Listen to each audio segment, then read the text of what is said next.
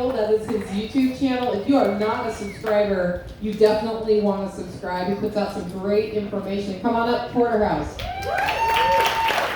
Okay, cool. So thank you guys. It's great to be back out here. And I just kind of want to dovetail on what Nicole had to say, because the way that I see it, there's two reasons that people come to festivals like this. It's one, to learn, and then two, it's to meet people. And Nicole talks a lot about underground networking. And take a look around you. These are the underground network that Nicole speaks of. So don't miss the opportunity this weekend to make connections with people that you can obviously network, and it's going to benefit us all. It just makes us stronger. This topic I titled Backyard Soil Building, but I'm going to focus more specifically on just composting. But I want to preface what I'm saying that I'm not some kind of a soil expert or composting guru, but I have made some observations over the years, and I just wanted to share that with you guys in hopes to maybe inspire you guys to go out and do some composting of your own if you're not already. Composting is one of those subjects that people take a lot of interest in and are very passionate about. There's a lot of different ways and a lot of different methods out there, and a lot of different things that we can do to become composters. So from my perspective, there's not necessarily one particular right way to do it, and I'm not necessarily here to advocate for any one specific way for you guys to compost. But I am hoping to encourage you to get out there and do something, because I think it does a lot to help build self-reliance into our life. It's a super simple process the way that I look at it, because I just look at nature. I look at what nature does. And if I do that, I recognize that compost is going to be made whether or not I do anything or not.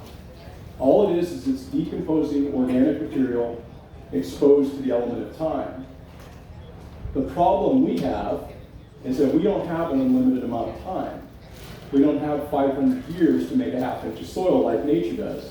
We have to accelerate the process, and in doing so, we run the risk of making some mistakes along the way. The one thing I can assure you is that if you composted for any length of time, you've made some mistakes, whether or not you realize it or not. But that's okay. Just try to learn from the mistakes that you make and understand that all the mistakes that you make on the front end can easily be corrected with time on the back end.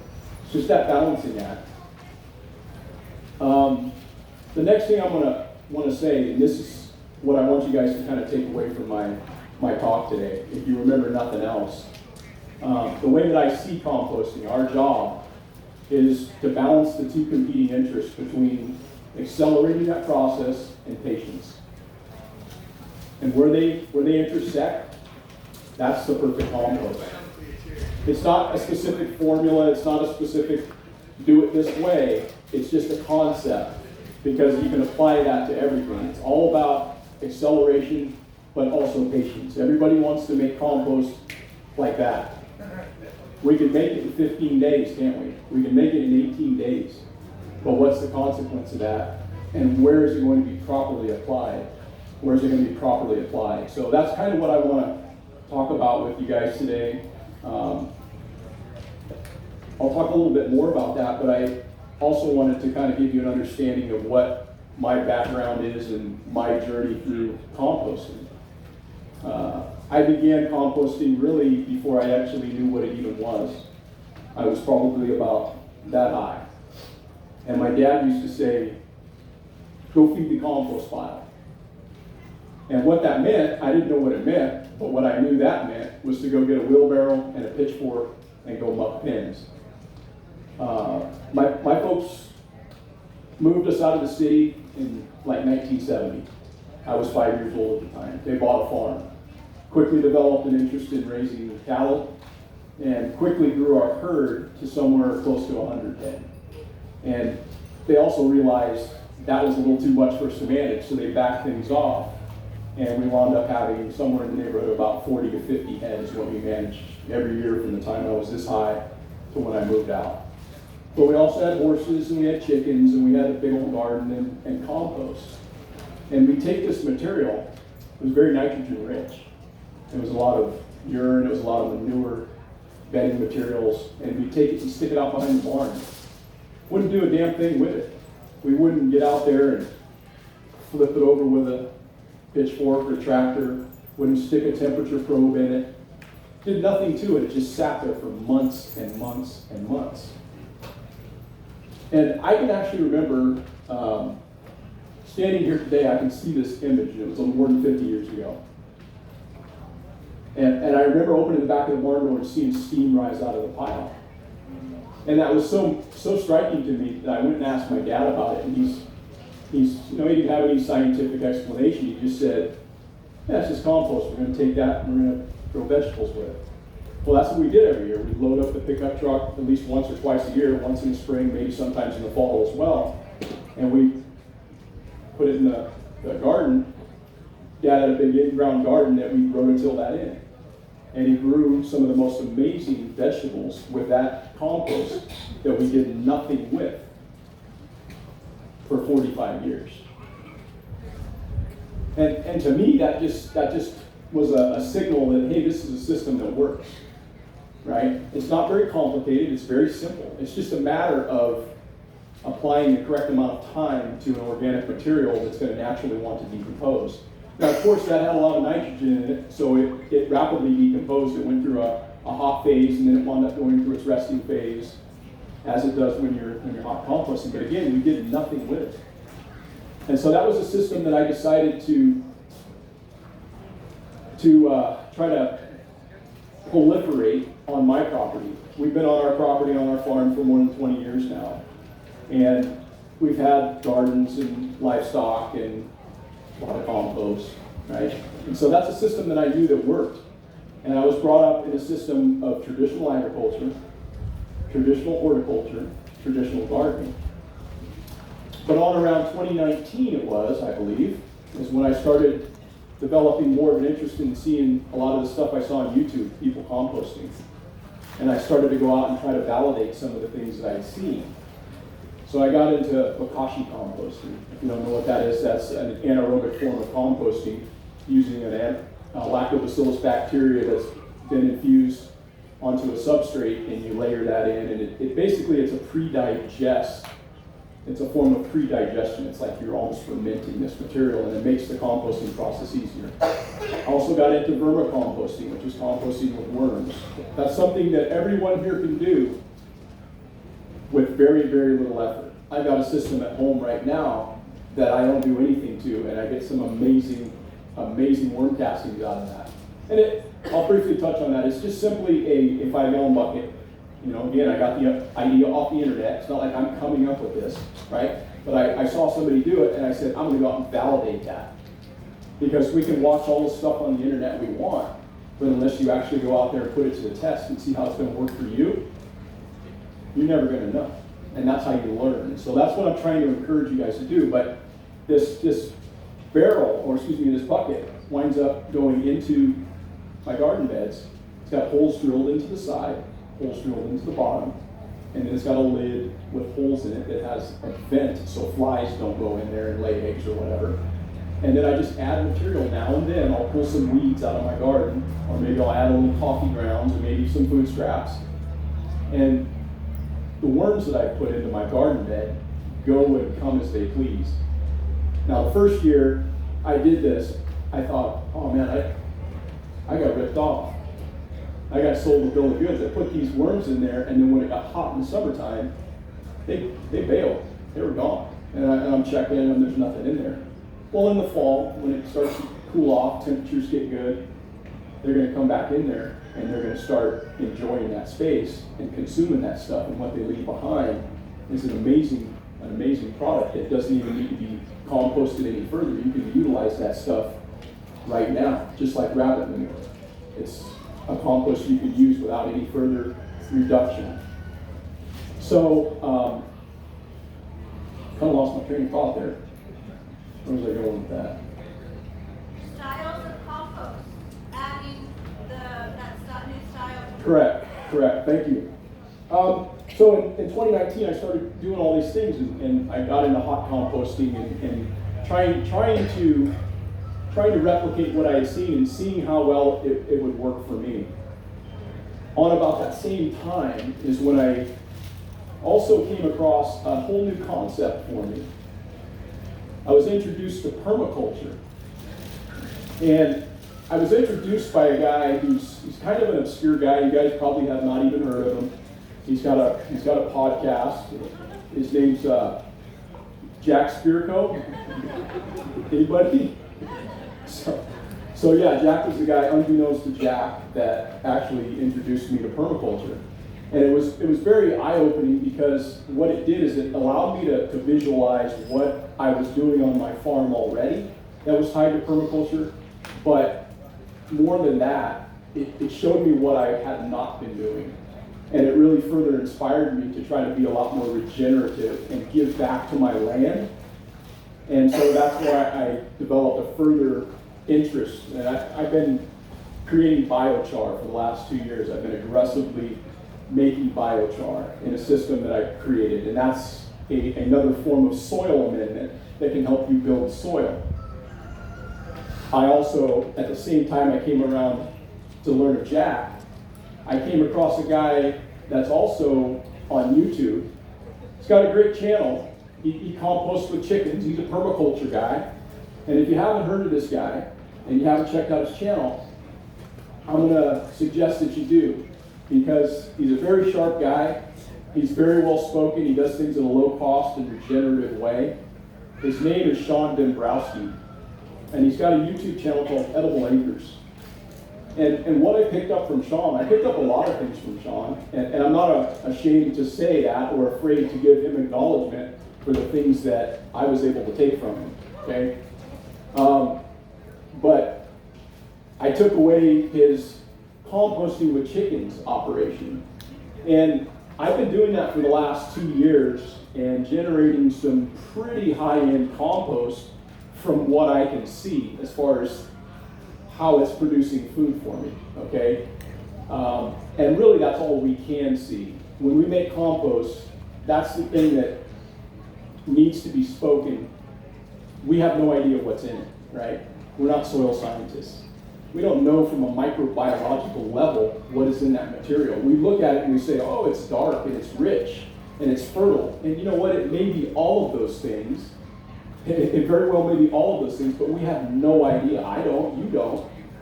Okay, unless you're somebody who can analyze it at that level. But we don't really even need to worry about that, again, if we are patient. Where we get into trouble is when we put our foot on the gas and make compost in 18 days. And now what have we made? I'm not saying that that's not a valid system. In fact, I encourage you 100% to go out and make compost in that way. Look at any of the number of videos that are out there on YouTube, and I actually encourage you to go out and do that. But then the other important step to that is to understand the proper context for that material to be applied. You follow? What I mean by that is that there's compost that I would make in that amount of time that I wouldn't try to do certain things with. Example, I wouldn't use that compost necessarily. Now, I'm not saying that somebody else wouldn't have success with this. I'm not trying to take away from what others do, because this is just my experience in how I make compost. I wouldn't necessarily use that material to make compost tea. I reserve making my compost tea. I reserve that compost. That stuff's like a year old or more. And I manage that compost. I make sure it stays in a state that it's ready to be used. But I reserve that because when you're making compost tea, what you're doing is you're replicating the microbiological activity. And if you have no idea what you've created, right, you don't have any idea if the balance of that composition of material is pretty evened out. You know, I wouldn't want to necessarily do that. I'm not saying that someone else couldn't have success at that. I'm just saying from my standpoint, and that's just how I view it. So that's really what I want you guys to take away. It's not to take away from anybody else's experience with composting. It's just that's how I view it. So I think it's important to understand the context. And one of the reasons why I say that is because here's another challenge to you. Take that 18-day compost that you just made, okay? And let's say it's a hypothetical yard of material. What I want you to do next is cover that material with burlap, keep it nice and wet, keep it in a state where it's nice, where all of that soil life wants to remain and to grow and to flourish, so it's not going to dry out. And then tell me after 6 or 8 months go by how much material you have. I can assure you it's not going to be what you started with. And so just logically, you can deduce that that material still wasn't ready. You know, it's still fairly turbulent. And so in my compost yard, I don't take any compost out in less than 2 months, but I also have compost that's in there currently that is over a year old. And it's used in different contexts. One of the mistakes that I made last year, and I'll tell you about that it was a mistake, but it was one that I had made before. So it wasn't like it was a big surprise to me. But what I wound up doing is I took some of that 2-month-old compost that I had put in a bed where I had some perennials. And I planted some extra tomato plants that I had. Planted those tomatoes. They did amazing. They were taller than me. They were like 7, 8 feet tall. They had a stalk on them the size of my wrists. Yeah, right?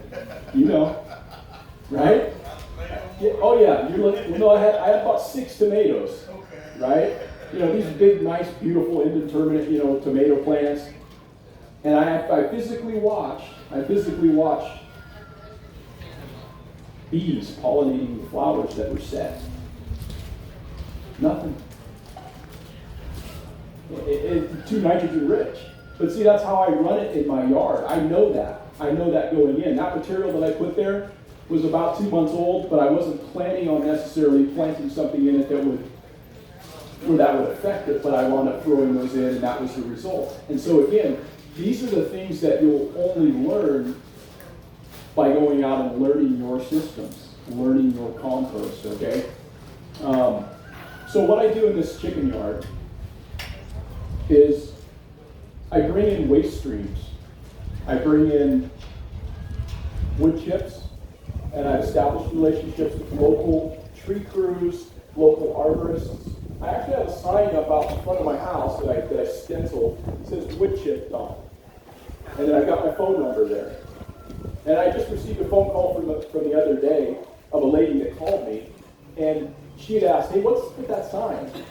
And I said, "Oh, well, if there's wood chips available, I'd like to receive them here." And she says, "Well, I don't have wood chips, but I have a cabinet shop, and I have like a bunch of material. We just cut it up and burn it." And all of a sudden, bing, I'm thinking biochar, right? Yeah. Or I'm thinking something else.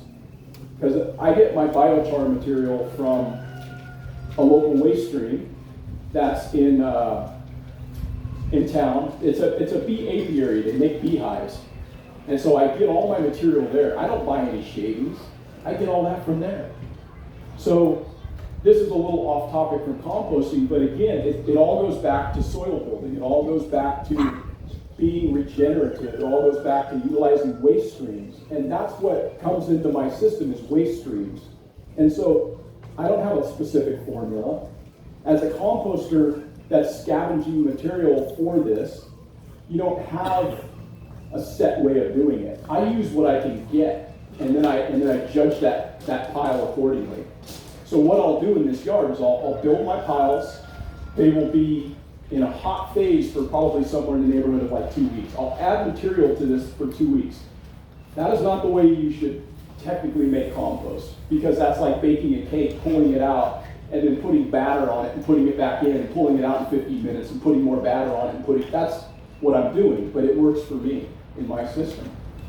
So what I do is I run it through this hot phase, and in that hot phase, in this chicken yard, I put things in it that are going to discourage the hens from ripping it apart, because I want it to retain that heat. I want it to retain that mass. So I build this mass, and then once it kind of runs through its hot stage, I like to try to have it hot like 10 days Commercially, I think produced fertilizer, I mean, I could be wrong on this, but commercially produced fertilizer that's certified like organic, I think is 15 days. They have to have it in the thermophilic range, I believe. I could be wrong, somebody could correct me on that.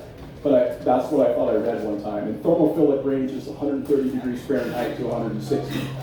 Any hotter and it's a problem, any colder you're not going to do what you want it to do as far as killing weed seeds and all that sort of stuff.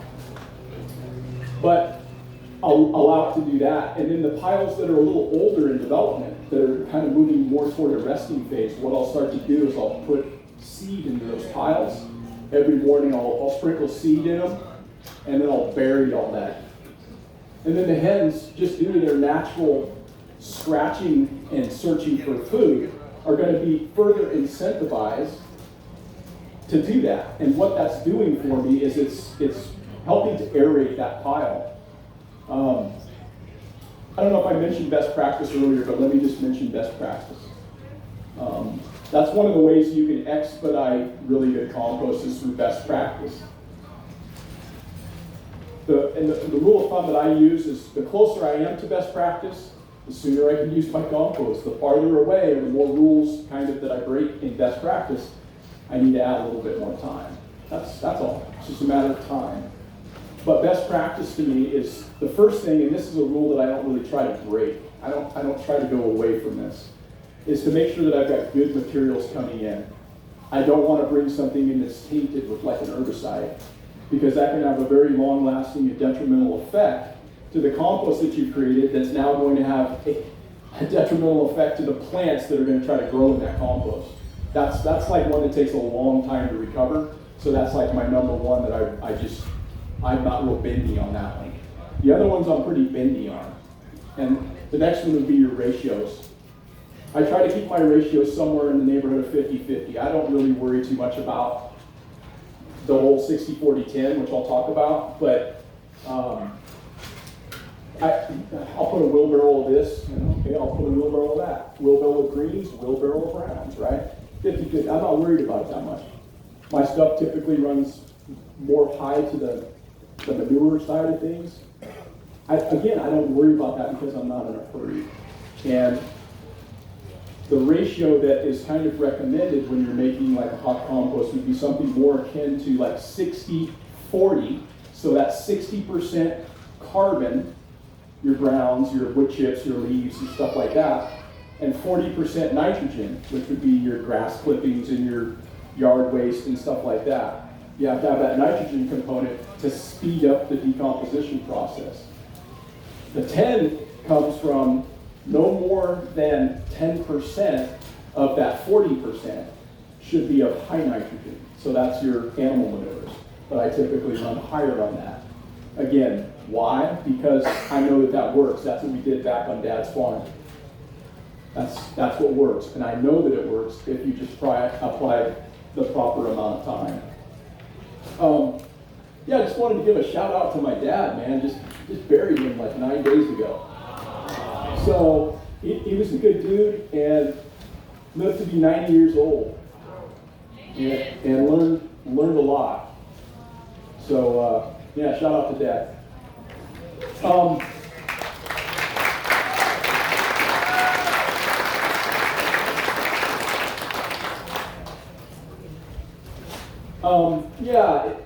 So again, guys, I don't really want to try to advocate for any one specific system or method of composting because there's just absolutely so much out there. There's a world of opportunity for us to take more control of our own food production. And this is a big way that we can do that. That's a very, very big way that we can do that.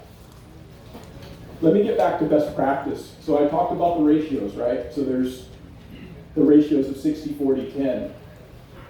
The other thing that I'm going to want to do is make sure that it stays pretty aerobically conditioned. We don't want it to be in an anaerobic state, meaning that it's starved of oxygen. If you make it anaerobic, what that does is that accelerates the decomposition process, plus it also increases and helps with the development of healthy microbial life. You're not dealing with stuff that's anaerobic, that's Both of those will compost. It's just the anaerobic stuff's going to happen at a lot slower rate. You could wind up with some bad pathogens and things like that in there that could be harmful, salmonella and different things like that. So you want to have a hot compost that's aerobically conditioned. And then the other thing that I always try to make sure that I keep my compost in a state that's moist. Because if you allow soil to dry out, things die. Soil life dies. Worms aren't going to want to be there. Any of the stuff that we can't see, which is most of what the soil food web contains, is all of that stuff that you need a microscope to see. Okay? That's what's doing all the heavy lifting. It's not us growing the tomato. It's not us doing that. It's the soil food web that's interacting with that plant.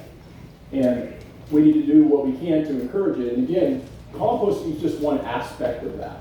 It's just the fertility component. There's other aspects to it. One of the things that I wanted to leave you guys with is,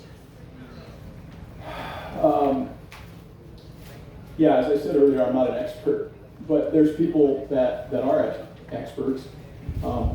There's very few people that I would look to on the internet that are experts. We're all just trying to figure it out. We have ideas, and we're willing to share those ideas, and I think a lot of those ideas are valid, and you should use them for your own purpose. But if you're actually looking to learn something from somebody who's an expert, somebody I will refer you to is a woman named Dr. Elaine Ingham. She's got YouTube videos out there. If you really want to learn how to build soil, go to somebody who actually knows what they're talking about. Because she's the person that's looking at it under a microscope, and she knows what she's talking about. So most of the people that you might hear talking about this sort of thing on the internet reference people like Dr. Elaine Ingham, because that's where they learned it. They don't know, they're just regurgitating, as am I. But I'm trying to point you in the right direction so that you don't look at what I'm saying as some kind of an authority, because I'm clearly not that. This is just my perspective. Another person I would encourage you to go maybe take a look at, his name is Gabe Brown. And his story to me is very compelling because he came from a background similar to mine in that, our understanding of everything is in traditional agriculture, traditional horticulture, traditional gardening, right?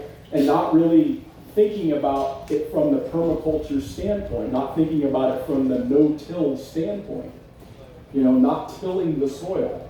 He did everything with tillage. But his name is Gabe Brown, and he's a farmer up in North Dakota. And he has made that transition, and there's a particular video, and the YouTube channel is called Living Web Farms. They've got a lot of other great content on there if you want to check them out. They've got stuff on biochar and all kinds of cool stuff. So if you're really into that sort of thing or want to learn more about it, that would be a great resource. But his name is Gabe Brown, and that particular presentation that he does, it's very informative, and it talks a lot about how to best build soil. There's things that we do in traditional agriculture that are actually very harmful to soil. It's just the easier way to do it. Nothing that is worth doing is easy, right? And soil building is the same way. Nature takes its sweet time. We don't have infinite time, so we wind up expediting. We wind up doing things chemically to the soil that is very harmful. So the more we can do to do it in a regenerative way and think about what nature is trying to do. Nature's always trying to cover the soil, right? Whether it's dropping leaves or it's putting weed there, it doesn't like bare soil. So we need to recognize that, because what that does is it protects the soil food web. It's like if somebody ripped the roof off your house, how warm would you be? In the heat of the summer, you'd be boiling. Same with when it's cold, right? You put a roof on that house, you cover the soil with mulch or wood chips or something like that, and things want to naturally be there. And that's what we want to try to encourage. He talks about not disturbing the soil. Soil disturbance causes certain triggers. It'll cause certain weeds to germinate. It'll cause certain things to happen. But more importantly, what it does is it will destroy the aggregation that is necessary for soil to be into these little balls and to be held together in the soil food web to grow and to flourish. yeah, there's a lot of things that he talks about in this particular presentation. Like I say, if you're interested in learning a little bit more about building soil and what you can do in your own backyard, there's a tremendous amount of available material out there. If any of you guys are interested in learning more about this or talking with me more about the things that I'm doing on our farm and what I'm doing composting the chickens, if you're interested in that, certainly reach out to me. I could be either reached at porterhouseandteal@gmail.com or go right directly on our website, which is porterhouseandteal.com. And YouTube channels, Porterhouse and Teal, so you can reach us there as well. Is Nicole around somewhere? Where'd she go? Where'd she go? You seen her? Okay. I'll catch up with her. Yes, sir. Porterhouse and Teal? You want to know how that name came about? I'm going to get it down right. How do you spell it? Oh, yeah. Porterhouse, like the state. Yeah. And then Teal. Color? Yeah, teal the color. Yeah. Yeah. Yeah, I won't know how it came about. Okay. So my wife and I, we had hopes of hiking the Pacific Crest Trail in its entirety. And back in 2020, we wound up getting our permits, so we had our permits to start in Campo down by Mexico, and we were going to hike all the way up to Canada. COVID came around, and it kind of changed my outlook on that. Not necessarily from COVID, like I'm not wanting to get out around people. It was just that it really I didn't want to intrude on people in their communities. People were so freaked out at that time. We just really didn't want to be the ones coming into town. Hey guys, we're hikers, and embrace us. Because when you're on a long distance trail, you're reliant upon the community to give you a hitch into town. You're reliant on the community to put you up at their place, to show you some love with trail magic and all those things. I didn't want to intrude upon that. So what we decided to do instead is we wound up hiking, just section hiking, because it's not that far from our house. It's kind of local in that area. So in 2020, we wound up section hiking about 600 miles. We went from Donner Summit to Ashland, Oregon. And then the last year, not last year, but in 2021, we wound up hiking all the way from Ashland up to Canada. And then last year, we were going to hike the remainder of it, but we wound up getting a puppy. And so it just kind of threw a bugger into everything, and we decided not to do it and everything. But anyhow, the name came about is when you're hiking on a long distance trail, a lot of times you'll wind up getting a trail name. And we wound up getting a trail name because folks knew that in discussion, we knew we raised beef cattle, and I was always incessantly talking about eating a steak, and so it just kind of stuck. And then my wife's was, because she everything, she was decked out, got it color coordinated, right? So her hiking poles were teal, and she had a teal hat and teal shoes, right? So that's where that came about. But anyhow, that's the story behind that.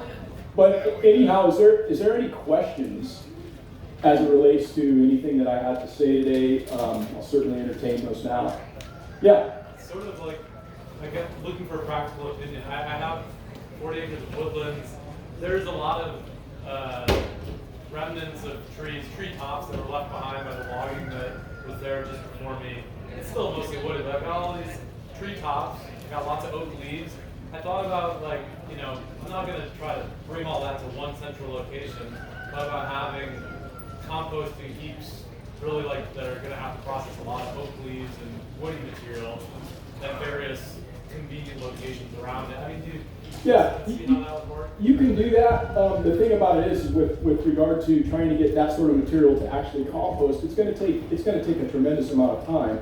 What you will need to do is you would need to add nitrogen to that, because you can take a pile of wood chips, as I said before, and do nothing with it, right?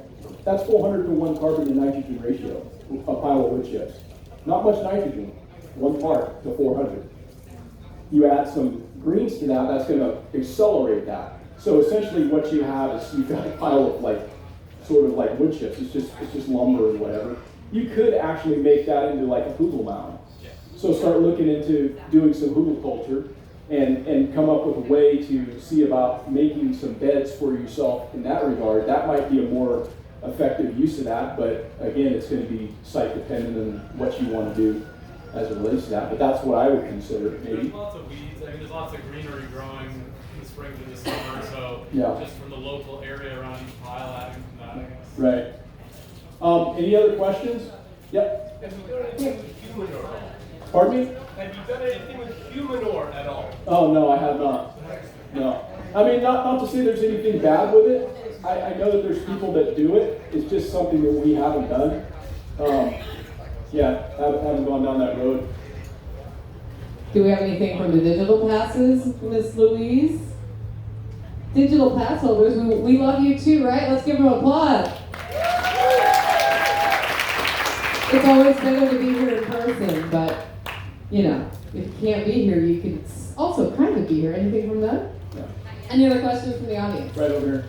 I Yeah. didn't mention you much about turning. You talk about sitting a lot. You turn a whole lot. Okay, so the question is, do you turn the compost a lot, or what do you do about that? No, what I do, my job in the thing is to encourage those hens to do a good deal of work. We work in tandem, we work as a team, where they go and they rip the piles apart, and then I go and I stack it up. And I actually move it from this location kind of in a more downhill direction, because the compost enters my yard at this location and it exits down there, which is a little lower in elevation. So I just naturally kind of tumble it in that direction. But I don't specifically go out and flip piles every day. I've done that, and I'll tell you what, man, it's a lot of work. Yeah.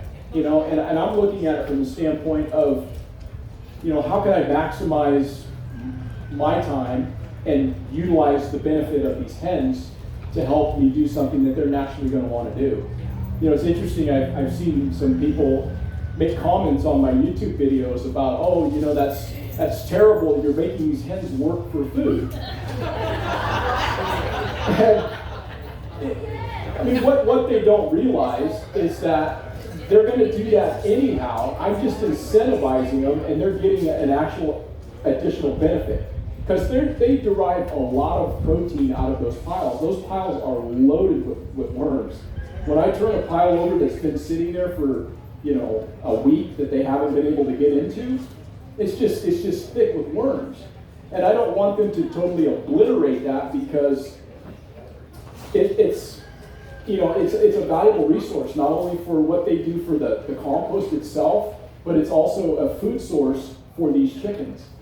I don't know if I mentioned it, but I've established relationships with as well. I started talking about the wood chips, but I've established relationships with different entities locally. Like I have a relationship with a food bank. We good? Yeah. Okay.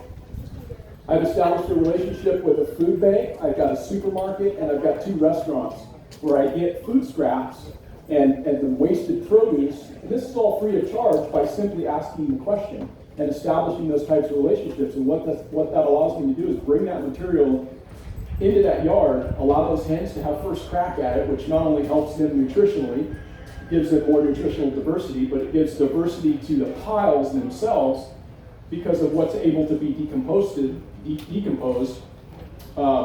whatever they don't need. So it just cuts my feed bill. It's a multifaceted thing that's like benefiting us all. And it's not harmful to the hens, if anybody. But hey, I got one more thing. My wife and I, we make these birdhouses, and I decided we'd make one for Nicole. So I don't actually like making these damn things, but my wife, she likes to paint them, and she paints them based on what she feels inspired to do, based upon what she knows of the person. So they're a very personalized thing, and this is something that we've created together. We collaborated on this, but this is a new design that I came up with, and she painted that. And look at that. Yeah. Even got my owl. So, yeah. Right on. Hope you enjoy it. You're Yeah. gonna love it. Yeah. The problem with these is we don't want to put them outside, so it's like, where can I put this under cover? Oh, it's so beautiful. Thank you. Right on, thank you. That was a new design, hanging it out in like 2 hours. Yeah. Yeah. His wife is pretty amazing. Hey, well, thanks, guys. If you don't have any further questions, like I say, go make some compost.